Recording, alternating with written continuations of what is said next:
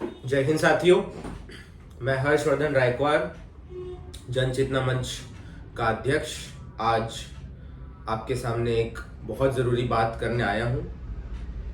हम सब जानते हैं कि हमारे जीवन में शिक्षा का कितना महत्व है। कल हमने सावित्रीबाई फुले जी की जयंती भी जोर शोर से मनाई। सावित्रीबाई फुले ने महिलाओं और शूद्रों की शिक्षा के लिए जो कदम उठाए, उस समय एक नई क्रांति पैदा की, जिसके कारण बहुत से लोगों ने उन पर गोबर भी फेंका, क्योंकि वो महिलाओं और दलितों के बच्चों को पढ़ा रही थी। जिन जिन लोगों ने उन पर गोबर फेंका, उनको इतिहास पूरी तरह भूल चुका है। लेकिन सावित्रीबाई फुले, ज्योतिराव फुले, डॉक्टर बाबा साहेब आम्बेडकर जैसी जो हस्तियां हैं, उनका नाम भारत और दुनिया के इतिहास में स्वर्णाक्षरों से लिख दिया गया है दोस्तों।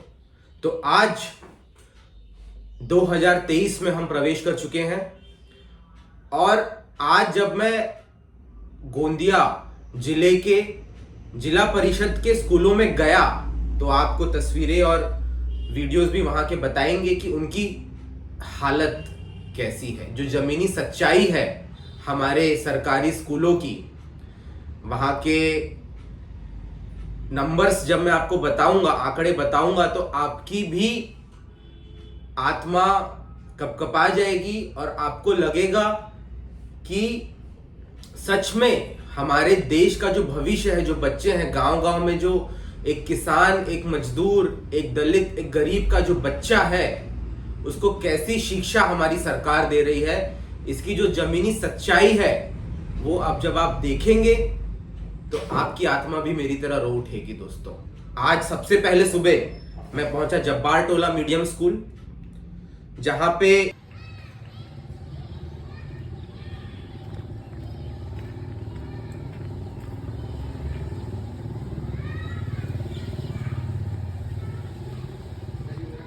पहली से लेके चौथी तक के बच्चे पढ़ने आते हैं। जब्बार टोला के, हमारे गोंदिया से कुछ ही मिनटों की दूरी पर जब्बार टोला गांव है दोस्तों। वहां पे पहली से लेकर चौथी तक कक्षाएं हैं, लेकिन जब आज हम वहां पहुंचे तो वहां पे सिर्फ एक ही शिक्षक मौजूद था, और दूसरे जो शिक्षक थे वो कहीं डेप्यूटेशन पे गए हुए थे। तो मैं अपनी सरकार से ये सवाल पूछना चाहता हूं, यहाँ के नेताओं से, यहाँ के अधिकारियों से सवाल पूछना चाहता हूं कि जब पहली से चौथी तक की कक्षाएं के बच्चे वहां पर स्कूल में आते हैं, आज 4 जनवरी को सुबह, आप सबको पता है गोंदिया में कितनी ठंड है, ऐसी ठंड में भी वहां का बच्चा और वहां की बच्चियां हाफ पैंट और बिना स्वेटर के इतनी ठंड में सुबह उठ के वहां जब उनके माँ बाप भेजते हैं अपने अपने काम पर जाने से पहले, तो एक ही शिक्षक से ये बच्चों को कैसी शिक्षा मिल रही होगी, क्या पढ़ेंगे वो बच्चे, और कैसे बनेगा हमारा देश का भविष्य। जब मैंने उन बच्चों से पूछा तो बच्चों ने मुझे कहा किसी को कलेक्टर बनना, मुझे डॉक्टर। बहुत आदमियों के लिए भी तालियां। मुझे भी डॉक्टर बनना आपको भी डॉक्टर बनना है। मुझे पुलिस। पुलिस? अरे वाह। तुझे क्या बनना है? पुलिस। तुझे क्या बनना है? पुलिस। पुलिस? मुझे पुलिस। पुलिस? अरे वाह, पुलिस वाले बहुत है। और तुझे बेटा? डॉक्टर। डॉक्टर? तुझे? डॉक्टर सब कॉपी पेस्ट है। किसी को डॉक्टर बनना है, किसी को इंजीनियर बनना है, किसी को इंडियन आर्मी में जाना है, किसी को पुलिस बनना है। लेकिन जब शिक्षक ही नहीं होंगे तो कैसे होगा उनका सपना पूरा। ये तो जो महाराष्ट्र सरकार है और भारत सरकार है, ये गरीबों, मजदूरों, दलितों के साथ बहुत बड़ा अन्याय कर रही है। जो सक्षम है वो तो अपने बच्चों को प्राइवेट स्कूल में भेज पा रहे हैं, जो भी थोड़ा भी सक्षम है वो अपना पेट काट के अपने बच्चों को प्राइवेट स्कूलों में ही भेज रहे हैं। जिला परिषद स्कूल एक के बाद एक बंद होती जा रही है। क्यों? क्योंकि शिक्षक ही नहीं है दोस्तों। एक तरफ तो हमारे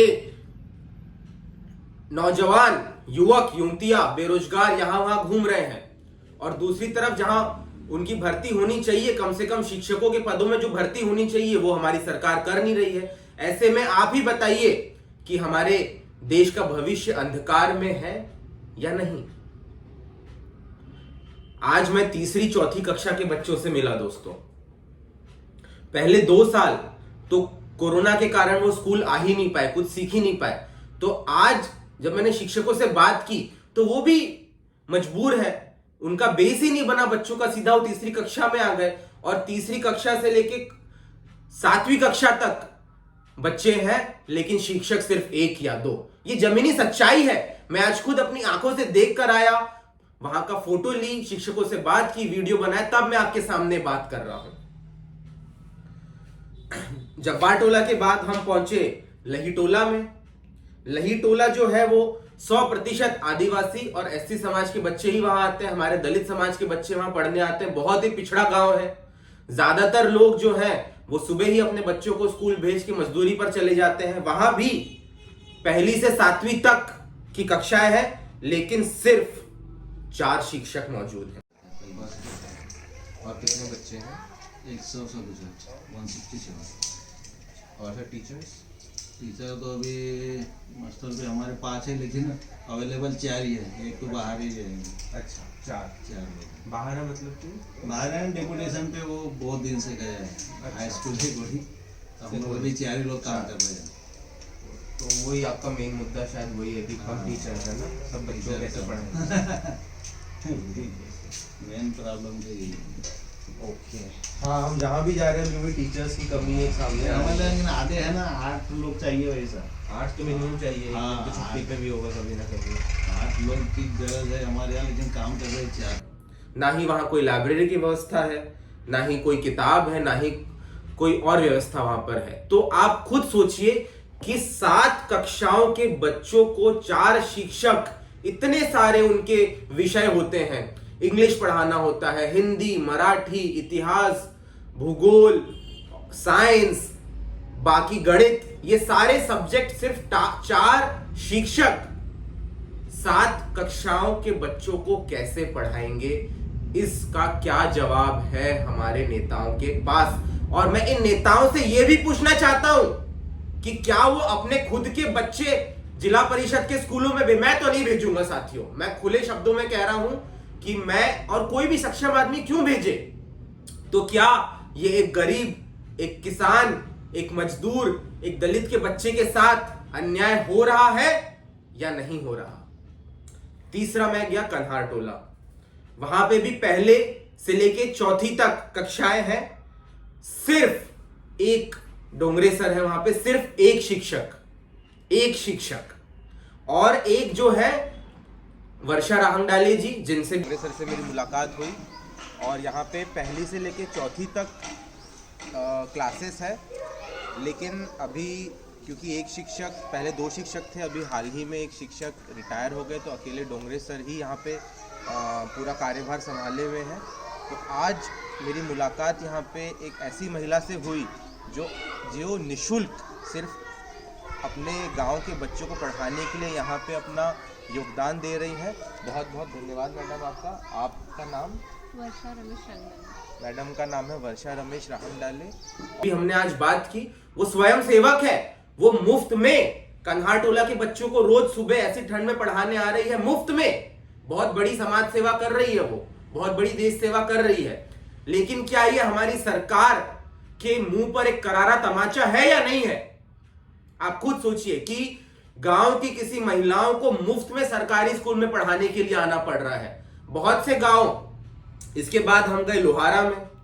लोहारा में 1 से लेके 7 तक क्लासेस हैं, लेकिन सिर्फ 4 ही शिक्षक हैं। वहां पे हम माननीय टेम्बरे सर से मिले, जो कि बहुत ही मेहनत और लगन से 2 आप एक बार आइए क्लास में देखिए। नागेंद्र जी को भी लाया था मैं, मतलब हो आप देखो, मतलब 2 क्लास वाले तीसरे के बच्चे, इनको मतलब मैं किस तरीके से इनको हैंडल करूँ और इनका बेस कैसा बना, यानी उनका भी ज्ञान नहीं, मूलाक्षर भी नहीं, तो वो वहाँ से शुरुआत। और स्टैंडर्ड कौन सा 3rd, और शासन बोलते कि इनका लेवल कितने लेवल पे आना चाहिए। क्या कोरोना से नहीं किया? 2 साल कोरोना के चक्कर में उनका कुछ नहीं हो पाया, किए थे, वो सीधे तीसरी में आ गए। वो बच्चा के अपना भी बच्चा का होता है तो उसमें ये तकलीफें आना चाहिए उनके लिए स्पेशल क्लासेस के बच्चों को साथ में गणित सिखा रहे थे क्योंकि शिक्षक ही नहीं है। एक तीसरी कक्षा के बच्चों को उन्होंने एक पेपर दिया और चौथी कक्षा के बच्चों को वो पढ़ा रहे थे। और वो उनका कहना था कि पहले 2 साल कोविड के कारण बच्चों ने कुछ सीखा ही नहीं तो मैं कैसे पढ़ाऊं, और पढ़ा तो मैं दूं भी लेकिन कम से कम अगर 7वीं तक है तो कम से कम 7 शिक्षक तो हो। दूसरी बात जो माननीय जवारे सर ने वहां पे मुझे बताई कि लोहारा के स्कूल में बच्चों के लिए पानी पीने तक की व्यवस्था नहीं है। हमने सबने पानी की सबसे बड़ी समस्या यही है, पीने के पानी की आरो समस्या। वगैरे नाही लागलाय का नाही आरो नाही आहे ना, म्हणजे पाणीच नाही आहे, बोर आहे की नाही हा. तर गढूळ पाणी येतो आपल्या इथे पूर्ण पाणी. नाही पण ह्या 15व्या वित्त आयोगानुसार नाही नाही नाही, आरो नाही लागला आपल्या इथे, आरो नाही. सरकार पाण्याची स्कूल आहे? सुविधा नाही आहे ना पिण्याच्या पाण्याचे. बाहेर जे गेटच्या बाहेर जो दिसते की नाही डॉक्टर बाबा साहेब आंबेडकर की कहानी सुनी है, जब उन्हें किस तरह जो वहां पे पीने का पानी पीने का जो नल था वो एक दलित परिवार से आते थे इसलिए उनको वहां से पीने नहीं दिया जाता था। आज आजादी का अमृत महोत्सव मना रहा है हमारा देश। 75 साल हो गए आजादी को भारत सरकार के आए हुए, लेकिन आज तो अंग्रेजों से भी ज्यादा खराब हालत है हमारे देश की। तब सिर्फ एक दलित बच्चे को पानी नहीं पीने दिया जाता था, लेकिन आज तो हमारी सरकारी स्कूल में पानी पीने की व्यवस्था ही नहीं है। किसी भी वर्ग से बच्चा आता हो, पिएगा कैसे पानी, और जब पिएगा नहीं तो सीखेगा कैसे? ये सवाल मैं गोंदिया के नेताओं से पूछना चाहता हूं। और फिर उसके बाद हम गए गिरोला में भी वही हालत, 1ली से 7वीं तक कक्षाएं हैं और 4 टीचर्स। तो ये हमारे सरकार, हमारे जनप्रतिनिधि, हमारे प्रशासनिक अधिकारी क्या भारत के भविष्य को अंधकार में ढकेलने का काम कर रहे हैं या नहीं? ये मेरा जनता से, सरकार से, यहां के अधिकारियों से और जनप्रतिनिधियों से ये मेरा सवाल है जिसका जवाब मैं मांग रहा हूं। और मेरा मानना है कि अगर आप भी एक जागरूक नागरिक है तो आपको भी ये जवाब मांगना चाहिए, क्योंकि ये साफ साफ हमारे साथ बहुत बड़ा अन्याय हो रहा है। शिक्षकों की बात तो छोड़िए, जो वहां पर मिड डे मील की जो योजना है, वो खाना जो औरतें बनाती है उनको मात्र 1500 रुपए प्रति माह यानी 50 म्हणजे 1500 मध्ये काड्याही तुमच्या आहेत हो का? नाही पैसे देतात काढायचे. त्याचे पैसे मिळतात. हो काढायचे पैसे. म्हणजे एकंदरीत पूर्ण हिसाब काढला तर 2500 रुपये पडत असेल तुम्हाला काड्या वगैरेचा असं काढून पण काढ्या तर नाही ना. 2000च्या जवळपास हो. म्हणजे एकंदरीत 80 रुपये दिवस झाला ना. कुठले जे आमची नाही भेटत 1500 फक्त तुम्ही मानधन आहे फक्त एवढाच समजा. 1500. आणि इथं गॅसची व्यवस्था नाही दिली ना आहे, त्यांनी. आज संपली गॅस आहे. अच्छा संपली तर मग चुल्यावर. चला ठीक है। हो. अडचणी आहे. किती महिन्यापासून मानधन नाही झाला तुमच्या? मानधन तर दिवाळीमध्ये नाही झाला होता, आता दिवाळीच्या नंतर 2 महिन्याचा आला. आला तर हा तुम्ही ठेकेदार पद्धतीनं आता ठेकेदारी पद्धती म्हणून म्हणा सरनी कशाच पद्धतीने म्हणा आता आठवड्यातून 6 दिवस काम करता ना तुम्ही लोक? गॅसवर करता की चुलीवर करता? चुलीवर गॅस नाही आहे गॅस आली आहे सर, पण संपली. किती दिवस चालणार सर? तर एवढा त्याच्या गॅसच्या हंड्याचा पैसा कोण भरते? आता माहिती नाही. फर्स्ट टाइम में बाद में नहीं आया उसके पास पैसाच नाही आहे. पैसे 6 महिने 8 महीने नहीं आता. अच्छा आज की कंडीशन में शालेय पोषण जो बन रहा है ना, उसमें तेल का खर्चा, सब्जी भाजी का खर्चा एचएम तो खुद करते हैं. खुद अच्छा करते हैं. मतलब पैसा आप बाद लोग में आएगा, 6 महीने टीचर बाद. लोग आप अपने जेब से खर्चा करते हो और बाद में जब बिल निकलता है हर तब महीने नहीं निकालते आता. हो. हर महीने अगर आता है तो अभी अचीवमेंट अच्छी किती रहेगी. वाजतापर्यंत काम करता तुम्ही? 4 वाजेपर्यंत म्हणजे दिवसभर काम करता. दिवसभर. एकंदरीत जर लाकडाच्या कमिशन वगैरे 50 रुपए एक दिन का